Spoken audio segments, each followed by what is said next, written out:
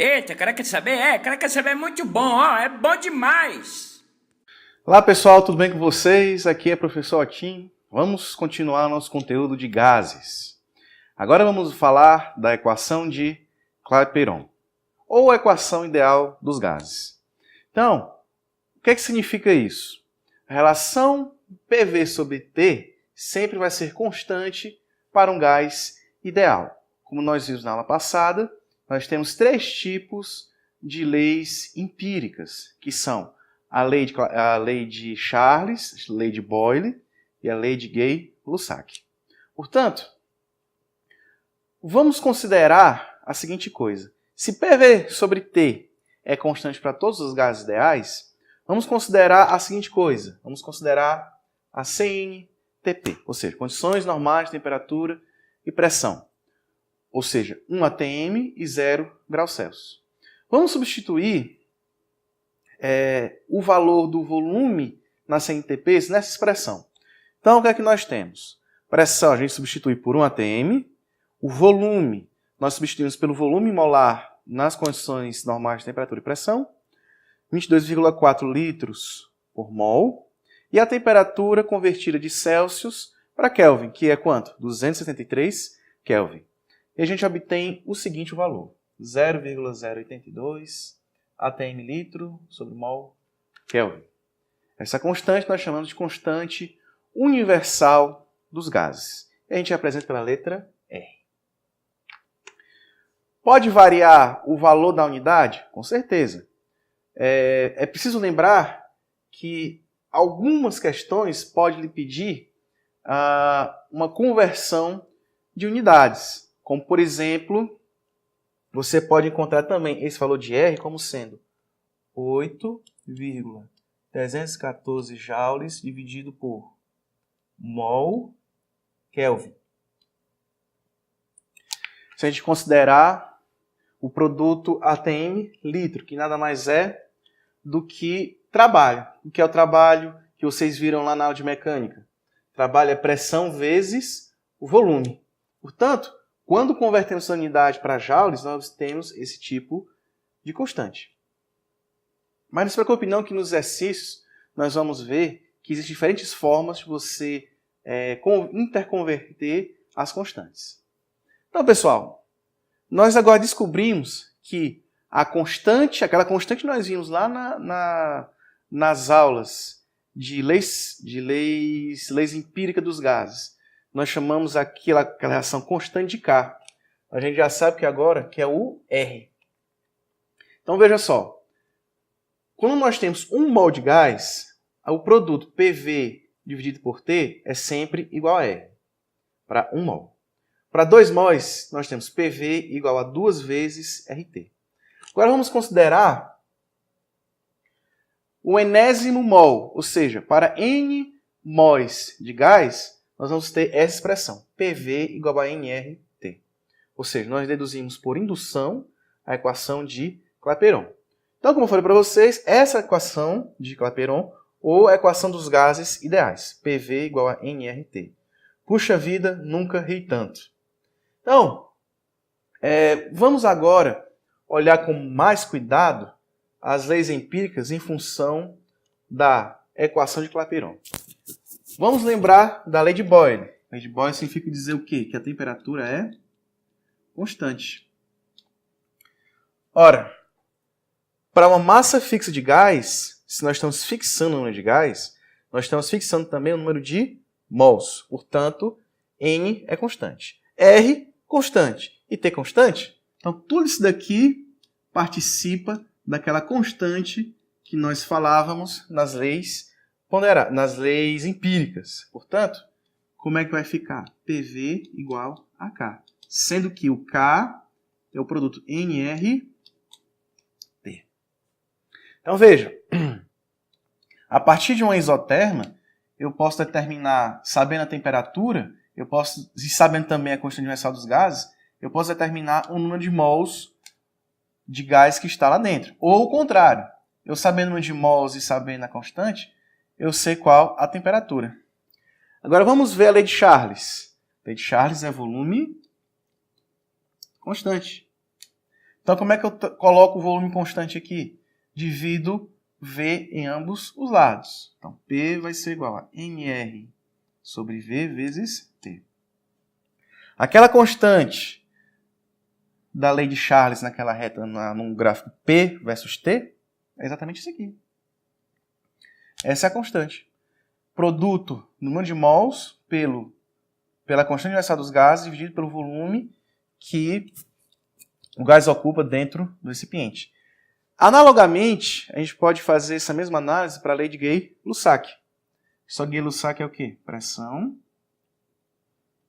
constante. Então, se é pressão constante, nós fazemos que V é igual a NR dividido por P vezes T. Mais uma vez, aquela constante, né, para ser mais específico, o coeficiente angular da reta V versus T nada mais é do que o produto entre o número de mols, a constante universal dos gases, e a pressão que está sendo exercida dentro do sistema. Muito bem, pessoal. Vamos ver agora como é que a gente faz uma análise gráfica desse tipo de coisa, né? Aliás, nas leis empíricas, utilizando essa observação que fizemos com a equação de Clapeyron. Muito bem, pessoal. Vamos ver agora, vamos olhar mais aprofundadamente nos gráficos das leis empíricas, tendo em vista a equação de Clapeyron. Então, mais uma vez, lembrando da aula passada, nós temos lei de Boyle, lei de Charles, lei de Gay-Lussac. Lei de Boyle é quando a temperatura é constante e a curva que representa os pontos de pressão e volume nós chamamos de isoterma. Então, como a gente viu anteriormente, a constante que diz respeito a essa lei empírica significa dizer que é nRT. Ou seja, todos os pontos da curva, pressão versus volume, vão ter vai ter o mesmo valor. Nós vamos ver isso daqui a pouco. Então, na lei de Boyle, a constante vai ser essa coisa aqui, nRT. Na lei de Charles, a curva que representa o conjunto de pontos num gráfico pressão versus temperatura, a gente chama de isovolumétrica, isocórica ou isométrica. Por quê? Porque o volume é constante. Portanto, o que é que está incluso dentro da constante? O número de mols, a constante universal dos gases e o volume. Da mesma forma, a lei de Gay-Lussac, para processos isobáricos, ou seja, de pressão constante, ao invés de ser volume, a constante vai conter o quê? Vai conter pressão. Então, vamos ver nos gráficos o que significa cada tipo de coisa. Vamos olhar para a lei de Boyle. Nós temos 3 isotermas. Nós temos a 300 Kelvin, 200 Kelvin e 100 Kelvin. Então, se vocês prestarem atenção, cada ponto representa uma temperatura da isoterma. Portanto, tendo em vista aquela equação, se a gente fizer o produto P com V, nós vamos ter que aqui vai ser 8,2 produto, tá? Aqui vai dar 16,4 e aqui vai dar 24,6. Se a gente considerar 1 mol desses gases. Então, o que a gente consegue, o que a gente conclui desse tipo de coisa? Que as isotermas crescem de temperatura nesse sentido. Quanto mais afastado do eixo, quanto mais afastado da origem, maior vai ser a temperatura. Então, a temperatura cresce nesse sentido. O que significa dizer? Que eu posso ter várias isotermas e cada isoterma representa uma única temperatura e que eu sei que ela vai aumentar, né? A temperatura vai aumentar dessas isotermas quando eu me afastar do zero. Da mesma forma, a lei de Charles. Só que aqui nós vamos ver o coeficiente angular da reta, que vai ser o quê? Alfa vai ser igual a ΔP sobre ΔT, que corresponde exatamente a esse valor aqui, em R sobre V. Em R sobre V. O que a gente conclui? Quanto maior o volume, menor vai ser o coeficiente angular. Então veja, nós temos 3 isométricas aqui, sendo que essa representa de 10 litros, essa de 1 e essa de 0,1. Portanto, se o aumento do volume diminui o coeficiente angular, isso quer dizer que a reta fica menos inclinada. Qual é a conclusão que a gente chega? O volume vai crescer, o volume cresce nesse sentido. V cresce. Ora, na mesma forma, nós temos também na lei de Gay-Lussac. Qual é o coeficiente angular? ΔV sobre ΔT, que é igual a quanto? Em R sobre P. Em R sobre P. Ou seja, como é que a gente sabe que existe um aumento da pressão nesse tipo de gráfico? Da mesma forma que na lei de Charles. A pressão cresce nesse sentido. Por que a gente está falando disso? Porque pode ser que nas suas provas vestibular perguntem, numa sequência de gráficos que nem esse, pode perguntar a você qual o sentido que a pressão, o volume ou a temperatura vai crescer. Então, lembre-se sempre, tenha em vista a equação de Clapeyron, tenha em vista também que elas têm tudo a ver com as leis empíricas e que os gráficos traduzem um determinado comportamento dos processos. Então, gente, nosso próximo conteúdo agora vai ser sobre misturas gasosas. Vamos ver agora.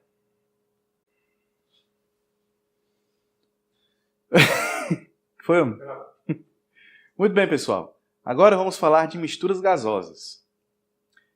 Vamos considerar a seguinte coisa. Vamos pensar num recipiente.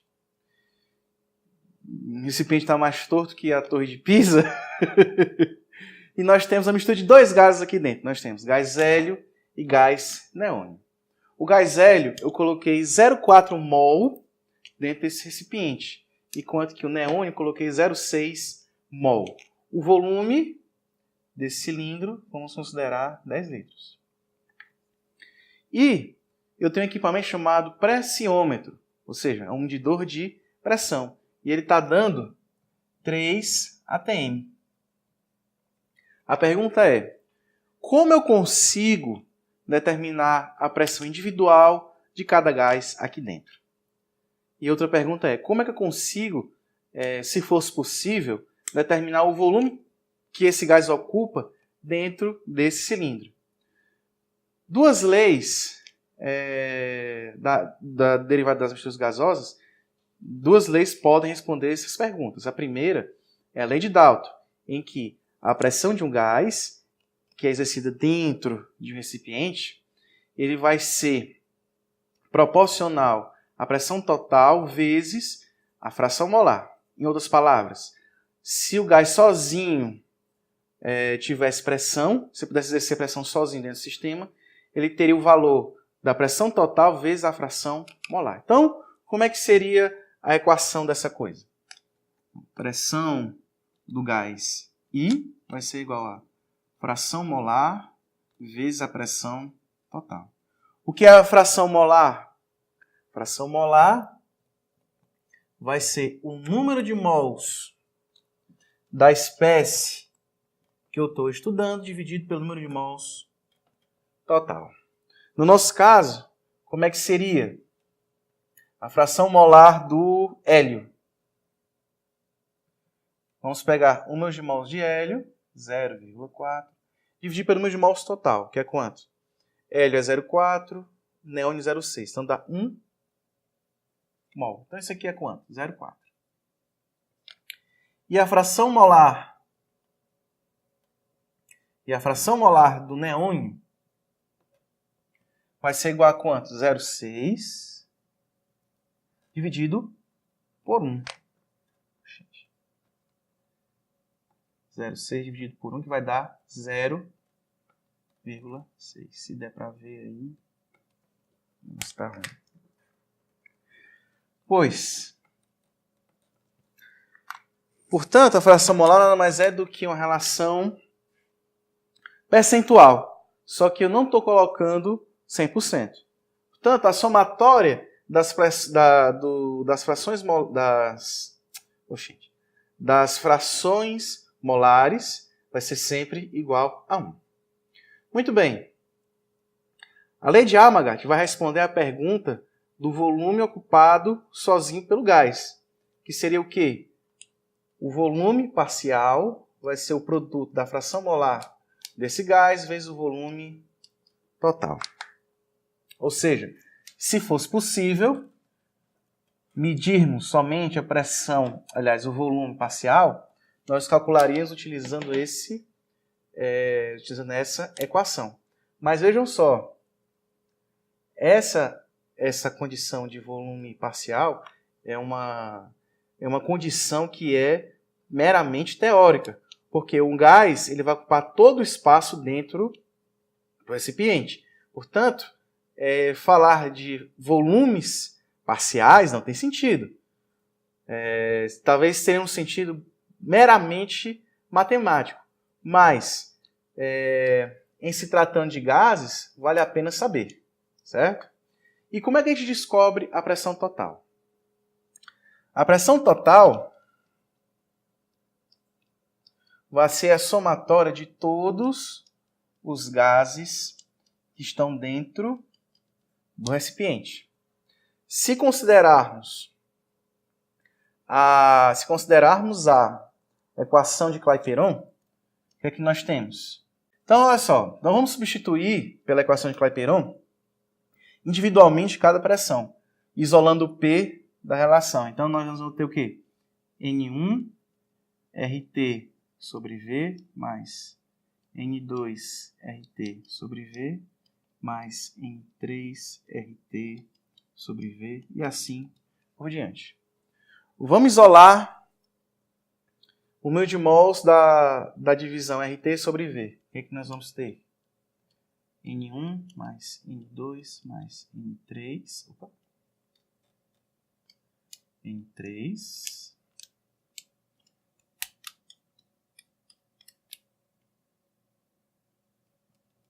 vezes RT. Desse modo, vamos passar para cá. A pressão total vai ser o quê? A somatória de todos os números de mols envolvidos no sistema vezes RT sobre V.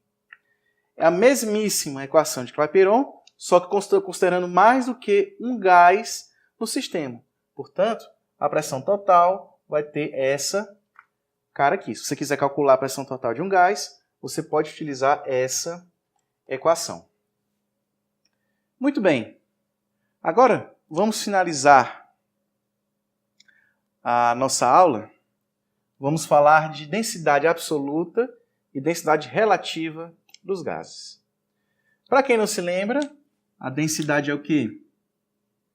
É a massa pelo volume. Mas a gente sabe também que a equação de Clapeyron é como? PV igual a NRT. Como é que eu sei a relação entre máxima de mols? O número de mols vai ser a massa da substância dividido pela massa molar. Portanto, como é que fica a equação de Clapeyron? PV igual a M1 sobre MRT. Vamos passar o número a massa molecular multiplicando e o volume dividindo. Então, nós temos PM igual a M1RT dividido por V. Ou seja, isso daqui é densidade. Então, vai ser PM igual a DRT. Eu consigo calcular a densidade de um gás utilizando essa expressão. Agora, tudo que a gente viu agora tem a ver com a pressão, aliás, tem a ver com a densidade absoluta, que é a densidade de um único gás. Então vamos pensar o seguinte: sejam dois gases a mesma pressão e temperatura. Então, como é que é a equação de Clapeyron modificada para a densidade desse gás? PM1, que é a massa molecular do gás 1, vai ser igual à densidade desse gás vezes RT. Do outro gás, PM2, vai ser igual a D2 vezes RT. Se eles estão à mesma temperatura e a mesma temperatura e a mesma pressão, a gente pode fazer o seguinte, pode dividir um pelo outro.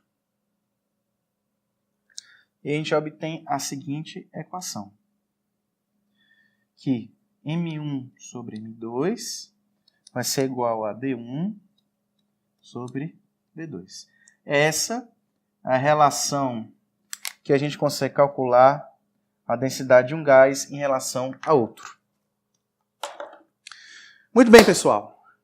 Esse foi o conteúdo de gases que eu queria apresentar para vocês. Agora vamos enfiar a cara nos estudos, para os exercícios. Então, muito obrigado pela atenção de vocês.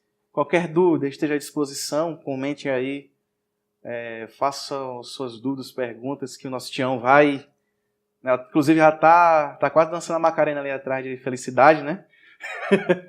E é isso aí, pessoal. Até a próxima. Esgulepa, menino.